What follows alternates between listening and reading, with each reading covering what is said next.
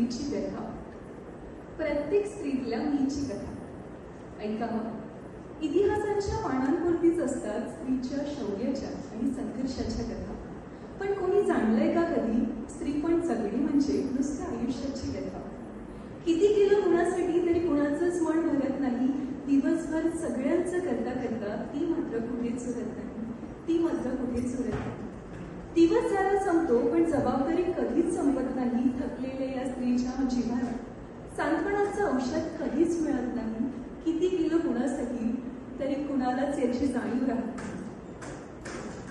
स्त्रीला काय हवे असते? स्त्रीला काय हवे असते? 4 शब्द प्रेमाचे आणि थोडं साधं. चुकीच्या शब्दांनी करू नकोस तू तिचा सतत निरादर. तिला ना पैशांची वासना ना संपत्तीची हवा, मई तिच्या सतत असतो आपलेपणाचा भाव. हे कधी कुणाला का कळत नाही? किती केलं कुणासाठी तरी कुणाचंच मन भरत नाही. आणि दिवसभर सगळ्यांचं करता करता ती मात्र कुठेच उरत नाही. वेळेप्रमाणे आयुष्यही सरत चाललंय, वेळेप्रमाणे आयुष्यही सरत चाललंय. त्या समुद्राच्या लाटेसारखं दूर स्त्रीच्या सहनशीलतेशी कधी कोणी जोडलाय का भावनांचा? तू फक्त प्रेमाने हाक दे, तू फक्त प्रेमाने हाक दे तिच्या स्त्रीपणाला कधीतरी. ती आहे मायेची, वात्सल्याची, सद्गुणांची शिदोरी. किती केलं कुणासाठी कुणाचंच मन भरत नाही. दिवसभर सगळ्यांचं करता करता ती मात्र कुठेच उरत नाही, ती मात्र कुठेच उरत नाही.